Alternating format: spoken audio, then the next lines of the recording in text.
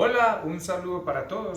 Vamos a continuar con el estudio de el Catecismo de la Iglesia Católica. Creo que este es el episodio número 31, ¿cierto, Tito? Sí. Y vamos ya por el numeral 624 del Catecismo de la Iglesia Católica. Muy bien. En esa parte vamos a entrar estábamos hablando antes de la crucifixión de Cristo y la muerte de Jesús, y ahora vamos a hablar, el Catecismo nos habla de Jesucristo cuando fue sepultado. Vamos a hablar entonces del misterio de Cristo cuando es sepultado después de la muerte. Dice en el 624, por la gracia de Dios gustó la muerte para bien de todos. Este designio de salvación Dios dispuso que su Hijo no solamente muriese por nuestros pecados, sino que también gustase la muerte, es decir, que conociera el estado de muerte, el estado de separación entre su alma y su cuerpo durante el tiempo comprendido desde el que expiró de la cruz hasta el momento en que resucitó, que fueron 3 días en los que Jesús sintió la separación del cuerpo y del alma. Ah, qué bonito. Y vivió y sintió lo que era la muerte. En este estado de Cristo muerto es el misterio del sepulcro y del descenso a los infiernos. Después de realizar la salvación de los hombres, que se establece la paz del universo eterno. Jesús estuvo muerto durante 3 días y estuvo en el sepulcro durante 3 días. Acá vamos a ver algo bien bonito del otro libro que manejamos nosotros, que es la vida de Jesús, y nos habla un dato bien curioso de la resurrección. Hay que tener en cuenta algo bien especial porque las personas se preguntan sobre los 3 días, sobre todo en Semana Santa, y creen que Semana Santa interrumpe los 3 días o que los recorta para que se den los 3 días. Pero no, los 3 días que estamos hablando tenemos que partir del siguiente punto. Para los judíos los días terminan a las 6 de la tarde. Por lo tanto, Jesús muere a las 3 de la tarde y entonces Jesús es bajado a la cruz y enterrado antes de que empiece el sábado, que sería a las 6 de la tarde. O sea que estaríamos hablando de que para los israelitas el día termina a las 6 y empieza el sábado a las 6 de la tarde, lo que dice que el viernes Jesús estuvo en el sepulcro desde las 3 hasta las 6 de la tarde. Estamos hablando de que el viernes es un día. Estuvo las 24 horas, desde las 6 de la tarde hasta las 6 de la tarde del sábado. Y estuvo desde las 6 de la tarde del sábado hasta la madrugada, que sería el domingo. A eso es lo que nosotros le llamamos 3 días. Viernes, sábado y domingo. Muy bien esa estructura, como la que Jesús estaba construyendo, ¿cierto? Muy bien. Entonces miren qué chévere ese pedacito para que nosotros entendamos los 3 días. También es algo importante entender que el cuerpo de Jesús no iba a ser dañado por el tiempo. Por lo tanto, el tercer día es lo que más o menos se tiene en cuenta en que el cuerpo se empieza a destruir a sí mismo. Por lo tanto, el cuerpo de Jesús no cumple el tiempo para que se empezara ese proceso. Vamos entonces a mirar el cuerpo de Jesús en el sepulcro. Él vive, el que vive, que puede decir, estuve muerto, pero ahora estoy vivo por los siglos de los siglos. Amén. Es muy importante entender que Él estuvo muerto por 3 días para poder demostrar que Él estuvo resucitado, que Él resucita. En el 626 dice, era necesario que la persona divina del Hijo de Dios haya continuado asumiendo su alma y su cuerpo separados entre sí por la muerte. Cuando el cuerpo muere, el alma y el cuerpo se separan, pero en el caso de Jesús, aunque estuvieran separados, siempre estuvo unido por la divinidad. Dice aquí, por el hecho de que la muerte de Cristo, el alma haya sido separada de la carne, la persona única que se encontró dividida en dos personas, por el cuerpo y el alma de Cristo, existieron por la misma razón desde el principio en la persona del Verbo. En la muerte, aún separados el uno de la otra, permanecieron cada cual con la misma y única persona del Verbo. O sea, que permanecen unidos por la divinidad, así como tú uniste esos ¿cómo se llaman esas cositas? Las maderitas. Eso hacen un puente. Se mantienen unidas en un puente, como dice Celeste, a través de la divinidad del Verbo. O sea, no se separan. Y dice que no dejarás que tu santo lo vea la corrupción. Y es lo que estábamos hablando. En el 627 nos dice: la muerte de Cristo fue una verdadera muerte en cuanto se puso a fin a la existencia de su vida humana terrena. Pero es la causa de la unión del cuerpo que conservó la persona como hijo. O sea, el Hijo de Dios, la sustancia del Verbo, la divinidad, la mantiene unida.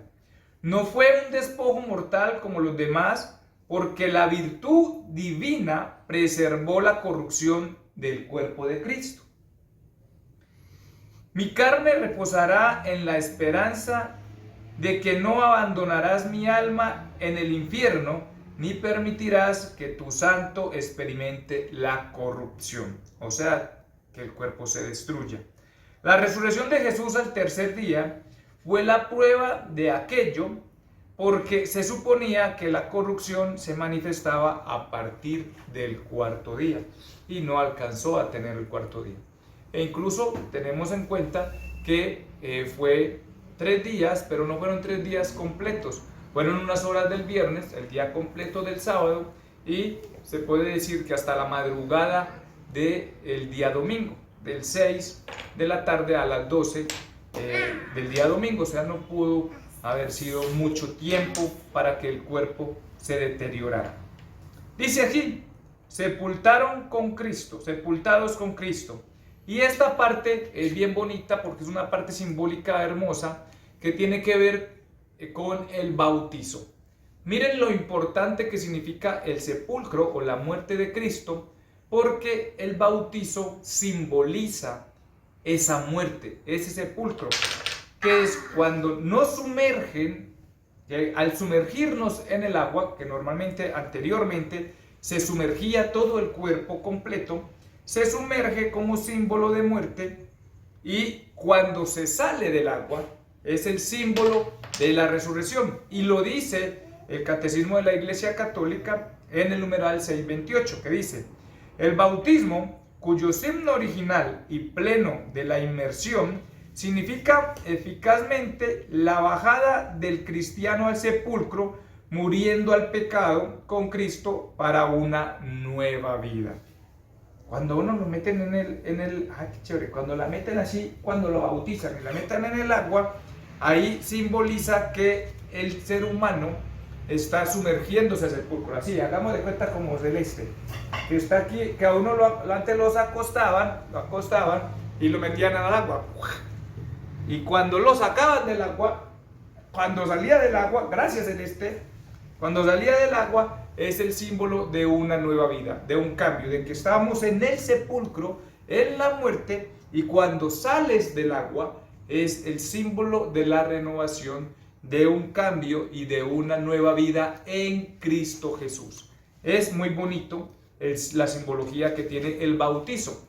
Ahora ya no lo sumergen, sino que le echan el agua, pero normalmente se hace, qué triste que haya perdido esa pequeña cultura, pero algunos sacerdotes sí sumergen por completo al niño, o cuando eres adulto te sumergen por completo y te sacan, como has visto en las películas, que se sumerge a Jesús en el río Jordán. lo hace Juan Bautista. Entonces dice aquí, en el 630, durante el tiempo de que Cristo permaneció en el sepulcro, su persona divina continúa asumiendo tanto su alma como su cuerpo, separados sin embargo entre sí por causa de la muerte. Por eso el cuerpo muerto de Cristo no conoció la corrupción. Quiere decir que aunque estuviera muerto como nosotros, que se separa el cuerpo y el alma, la divinidad de Jesús, como el Verbo, no permitió que estuvieran separadas entre sí. Por lo tanto, esa presencia de la divinidad que acompaña al alma al infierno y que queda con el cuerpo, no permite que se sienta la podredumbre o que muera el cuerpo. ¡Ay, qué bien! Edificaste una iglesia. Veamos a ver entonces aquí en el numeral 632, donde dice, Cristo descendió a los infiernos. ¿Por qué Jesús desciende a los infiernos? Vamos a ver por qué Jesús desciende a los infiernos. Dice en el 632, presuponen que antes de la resurrección permaneció en la morada de los muertos. Es el primer sentido que dio a la predicación apostólica al descenso de Jesús a los infiernos. Pero ha descendido como Salvador, proclamando la buena nueva a los espíritus que allí estaban detenidos. Jesús va también a mostrar el mensaje de la salvación a aquellos que ya habían muerto. ¿Sí o no? Habían muerto, y en el mundo de los muertos también se esperaba el triunfo y la alegría de que Jesús hubiese vencido la muerte y que les hubiese llevado el mensaje de la vida eterna. Y aquellos justos, Jesús fue por los justos. ¿Sí se acuerdan que son los justos? Fue por los justos que aún estaban en el infierno porque no habían podido subir por el pecado original, pero Él, como vence y hace una nueva alianza, va por los justos y los sube al cielo. En el 633, apéndalo así. Está malo. En el 633 dice, la escritura llama infiernos, Sheol o Hades, a la morada de los muertos donde bajó Cristo después de muerto, porque los que se encontraban allí estaban privados de la visión de Dios. Aun cuando eran justos, ninguno podía ver a Dios.